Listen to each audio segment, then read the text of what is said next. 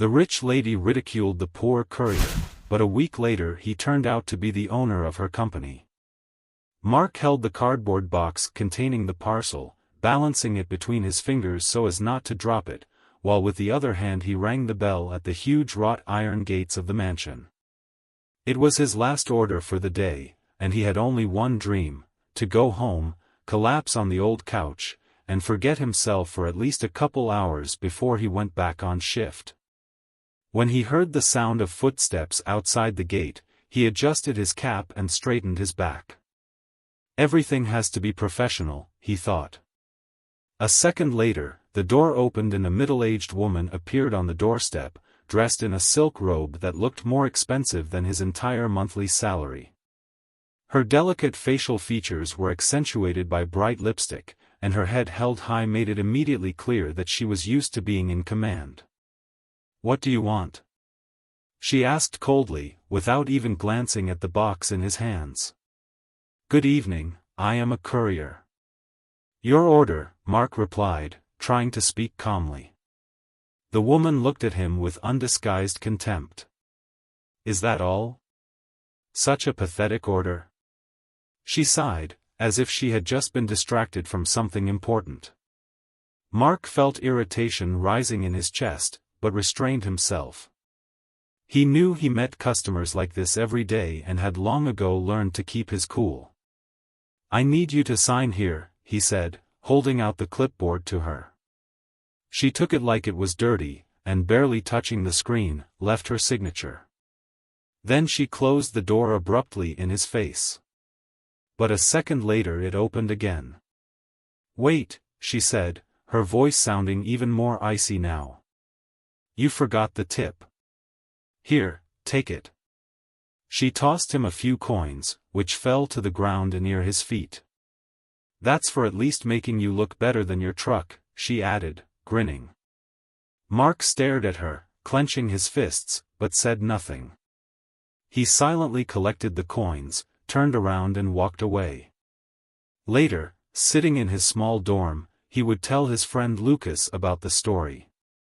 "You should have said something back to her," Lucas laughed, typing something on his laptop. "That's no way to treat you." "There's no point in wasting time on it," Mark replied, shrugging. "People like that live in their own world. But one day, that world might come crashing down." Lucas grinned. "What, do you want to be the one to destroy it?" "No," Mark said, smiling. "I'll just make sure I have my own world. Just without their rules." It was late evening. Passing cars rumbled outside the window, and only the dim light of the desk lamp burned in Mark's room. Lucas sat at his computer, typing rapidly on the keyboard. Mark, on the other hand, was concentrating on drawing diagrams on a whiteboard hung on the wall. "If we refine this algorithm, the app will be faster than any other on the market," Lucas said without taking his eyes off the screen. "We need to make it not only fast, but convenient," Mark replied, emphasizing the arrow in the diagram. "People need to feel like we care about them, not just delivering packages." This project was a dream they shared. Mark and Lucas started working on it while still at university, but after graduating, Mark didn't have enough money to develop the idea right away. Now he worked as a courier during the day and devoted all his time to the startup at night. Their idea was to create an app that would make delivery as personalized as possible. Customers would be able to choose not only the time but also the way they communicate with the courier, receive real-time notifications and even thank their delivery people through a built-in system. "If this app existed now, I'd be a millionaire by now," Mark joked, erasing an unfortunate line on the whiteboard. "You definitely would be," Lucas replied. "It's just a question of when." Despite his busy schedule, Mark never gave up. He was inspired by memories of his childhood when his father, who also worked as a simple delivery man, told him how important it was to be reliable and honest. "Your reputation is something that stays with you forever," his father used to say. Those words became a motto for Mark. Even after the humiliating encounter with Vivian, he did not allow himself to give up. Vivian, for her part, lived in a completely different world. Her luxury goods company was facing serious financial problems. But she refused to admit it, continuing to throw expensive parties and live large. "We have to find a partner for a joint project," her CFO said at one meeting. "Without that, we can't stay afloat." "What partner?" Vivian replied with irritation. "I'm not going to get involved with any small startups." "Small startups can offer what we need," he insisted. "New technology, fresh ideas. It could save our reputation." That same evening, Mark received a letter in the mail. "Good afternoon. Your app idea has interested our team. We would like to discuss the possibility of cooperation. Please contact us to schedule a meeting." Mark couldn't believe his eyes. "Lucas, are you seeing this?" he exclaimed, showing the letter to his friend. "I told you so." "This is just the beginning," Lucas replied with a smile. What Mark didn't know was that the letter came from a company that Vivian owned. Mark had carefully prepared for the meeting. He realized that this moment could be a turning point in his life. Instead of his usual courier uniform, he put on his best, though not new, suit, ironed his shirt and polished his shoes to a high shine. "You look like a real businessman," Lucas said, appraising him in front of the mirror. "Let them look at me differently now," Mark replied with determination in his voice. The office of the company to which he had been invited was located in a high-rise in the center of the city. Huge glass doors, a marble floor and a reception desk with gilded letters of the company name, everything spoke of status and luxury. Mark looked around nervously as he approached the reception desk. "Hello, I'm here for a collaboration meeting," he said, trying not to give away his excitement. "Go up to the 20th floor, the girl replied, pointing to the elevator. The meeting room was spacious, with a panoramic view of the city. A group of people, marketers, financiers, lawyers, were already sitting at a long table. In the center of the table stood a tall woman with impeccable posture. As Mark entered, she turned to him and their gazes met. It was Vivian. For a moment her face froze. She recognized him. Mark also realized who was in front of him, but kept his composure. "Good afternoon. I'm Mark, the founder of the startup you received a presentation about," he said with a slight smile. "Have a seat," Vivian replied, still a little stunned. Mark began the presentation. He talked about his idea confidently, with burning eyes. Graphs, charts, forecasts, everything was prepared to the last detail.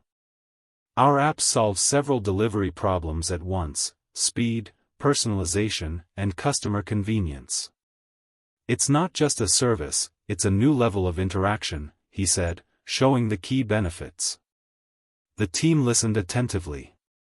Even Vivian, skeptical at first, now couldn't help but admit that the idea was brilliant. When the presentation was over, the questions began. "How are you going to scale the project?" one of the financiers asked. "We plan to start with the local market and then expand regionally and internationally. We already have partners ready to support this," Mark replied, meeting their gazes with confidence. Vivian was silent. Her thoughts were racing. She saw before her not the courier she had recently humiliated, but a smart and talented entrepreneur. After the meeting, the team decided to continue the discussion without Mark. "This app could save our reputation," the CFO said. "We should enter into a contract with him." "Are you sure it's safe?" Vivian asked, trying to hide her embarrassment. "It's the best project we've seen in years," replied the marketing guy. The next day Mark received an email confirming the partnership. He couldn't contain his smile as he looked at the screen. "We did it, Lucas," he said. "This is just the beginning," his friend replied, clapping him on the shoulder. Mark sat in his office, small but cozy. The contract with Vivian had been signed only a week ago, but he could already feel his life changing. Workdays had become a string of calls, meetings and discussions. His application was finally starting to take shape. He was fully focused on the upcoming meeting when there was a knock on the door. "Mark, we're ready for the meeting," Lucas announced as he peeked into the office. "Coming," Mark replied, gathering his materials. The meeting room greeted him again with cold marble and an austere atmosphere. Vivian was already seated at the head of the table, surrounded by her team. This time her face expressed professional concentration, but her eyes were still running, as if she was searching for answers to unasked questions. "Good afternoon, ladies and gentlemen," Mark began, standing up at the big screen. "Today we're going to discuss how implementing our application will improve your processes." His voice sounded confident, each slide of the presentation in its place. The team listened, nodding in approval. Vivian tried to focus, but her thoughts kept returning to their first meeting. She remembered how she had humiliated him, how she had dismissively tossed him change. How could he have remained so calm? Why didn't he say anything then? She thought, looking at Mark, who was confidently answering another question. Finally, she decided to ask her own. "Mark, what inspired you to create this app?" she asked, folding her hands on the table. His gaze stopped on her. The inspiration was a desire to change the way we approach delivery and the couriers themselves. "I wanted their labor to be respected just as any other professional would be respected," he replied, putting a slight emphasis on the last words. Vivian felt her face flush. She realized that those words were addressed to her. After the presentation was over, Vivian's team was impressed. The CFO praised the project, and the marketing people offered additional ideas to promote it. "We fully support this project," one of them said. Mark thanked them, but his eyes were still fixed on Vivian. "May I speak to you privately?" she asked suddenly as the others began to gather their things. There was silence in her office. Mark sat across from her with his arms crossed over his chest, waiting to see what she would say. "Do you remember our first meeting?" she began. "How could I forget it?" he replied with a slight smile, but there wasn't a shadow of malice in his voice. "I behaved terribly," she admitted, lowering her eyes. "I'm ashamed of it." "Regret is the first step," he said calmly. "But what matters most is what we do afterward." Those words struck a nerve with her. Vivian felt vulnerable for the first time in her life. She used to think that money and power gave her the right to judge others, but now she saw how deluded she had been. "I hope I can correct my behavior," she said. "It's always in your hands," Mark replied. He got up and headed for the door, leaving her alone with her thoughts. Several weeks had passed since that conversation in Vivian's office. Mark was completely focused on the project. His app wasn't just starting to attract customers, it was becoming a real sensation. User reviews were raising its rating, and even the media started writing articles about the innovative approach to delivery. Vivian, watching what was happening, realized that her company was saved thanks to Mark. But with each passing day, her embarrassment from their first meeting only grew. She felt that debts were not only financial but also moral. One morning Vivian decided to visit Mark's new office in person. It was a small but stylish space in the center of town, with a brightly colored app logo at the entrance. Inside, everything looked professional: desks, computers, employees bustling back and forth. Mark met her in the conference room. "I didn't expect you to decide to stop by," he said with a slight smile. "I wanted to see how you work," she replied, trying to look confident, though inside she was torn with embarrassment. He walked her around the office, showing her how the work process worked. The staff welcomed her, but their gazes were respectful of Mark. Vivian felt for the first time that he wasn't just a partner, he was a leader, capable of inspiring people.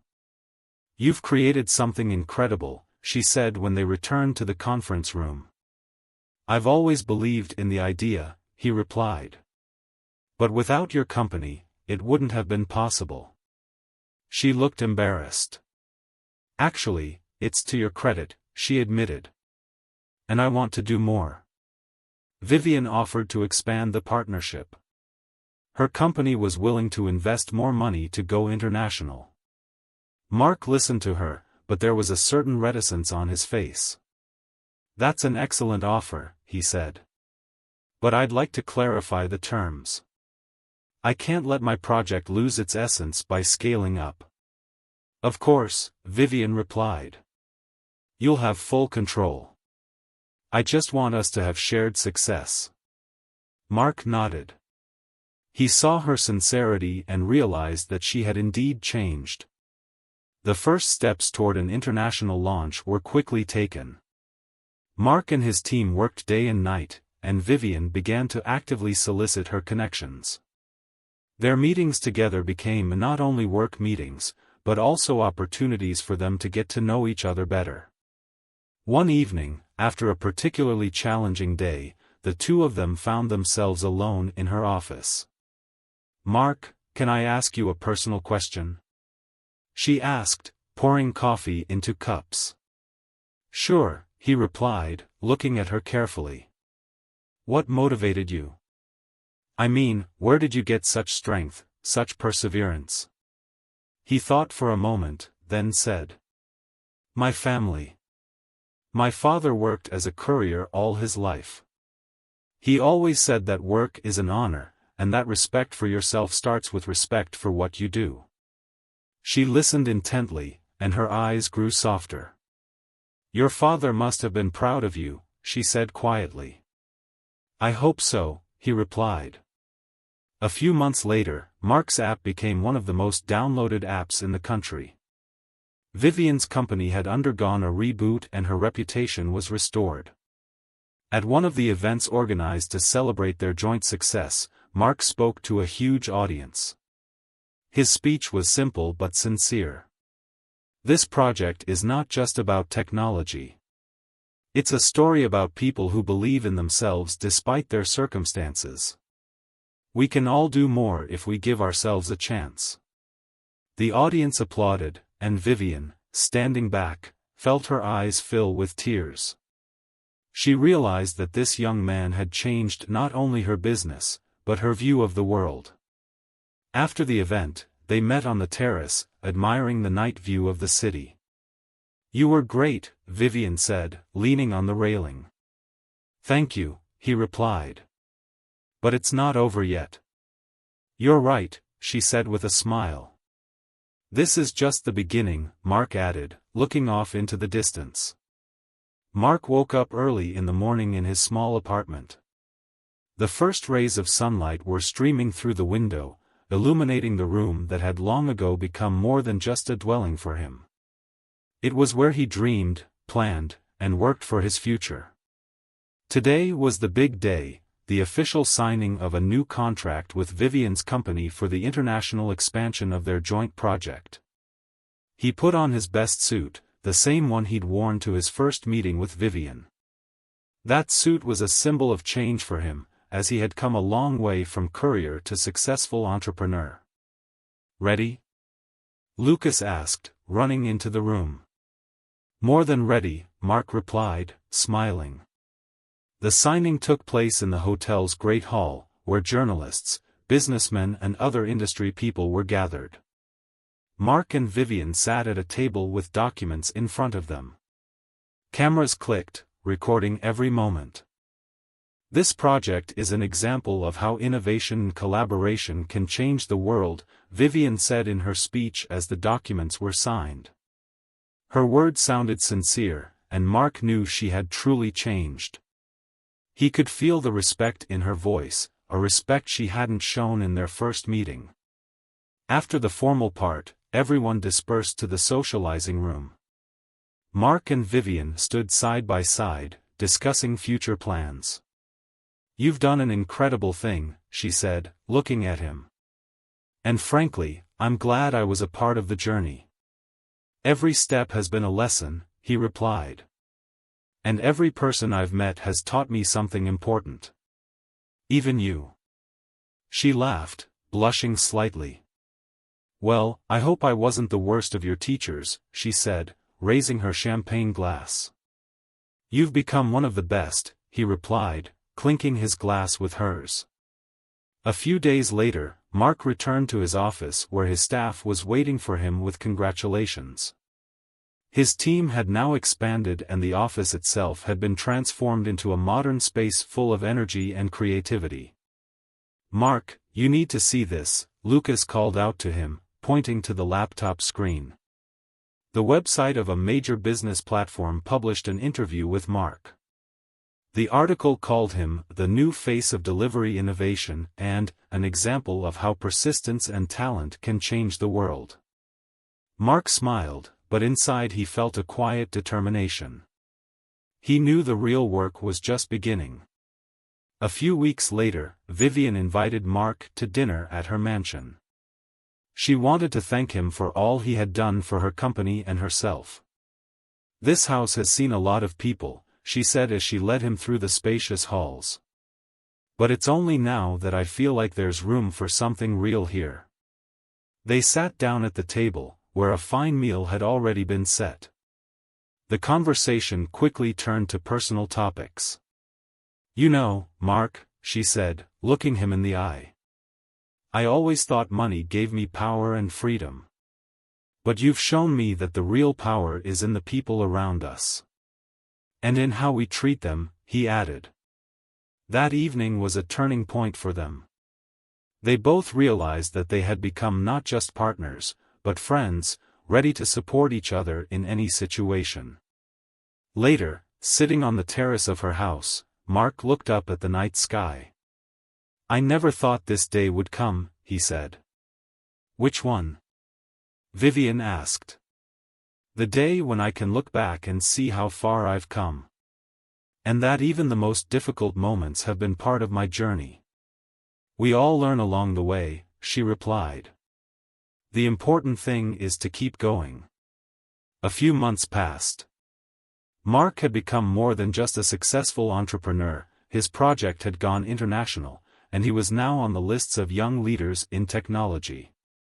Life had changed, but one thing remained the same: he was still the same person who started with a dream in a small room. That night he sat in his new office, finishing up another video conference call. On his desk was an old photograph, him and his father, still a young boy, standing next to his father's truck. "You would have done the same thing," Mark said quietly, looking at the image. There was a knock on the door. "Mark, you have a guest," Lucas announced, smiling slightly. It was Vivian. This time her appearance seemed less austere, more human. She was holding a bottle of wine and a box of food. "Decided you've been working too hard and deserve a break," she said as she entered the office. "This is unexpected, but nice," he replied, gesturing for her to sit down. They opened a box of food, pouring wine into glasses. The conversation began with a discussion of business, but quickly turned to memories. "You know," Mark began, "I still remember the day I delivered a package to your house." Vivian looked embarrassed, but made no attempt to avoid the subject. "It was one of the most embarrassing moments of my life," she admitted. "But it taught me a lot." "What lesson did you learn from it?" he asked. "That you can't judge people by their looks or position," she replied. "And that sometimes those you underestimate turn out to be stronger and wiser than you." Mark nodded. "I've learned a lesson, too," he said. "That you can never let humiliation define who you are. You can always rise above if you believe in yourself." Their conversation stretched late into the night. They discussed dreams, fears, plans for the future. Mark felt that a special bond of respect and understanding had developed between them. As Vivian got ready to leave, she turned around at the door. "Mark, you have changed not only my company, but me as well. Thank you for that." "And you changed my life," he replied. The next day, Mark returned to his hometown. He decided to visit the places of his childhood and the cemetery where his father was buried. Standing at the grave, he spoke aloud, as if his father could hear him. "I did it, Dad. Everything you dreamed of. I hope you'd be proud of me."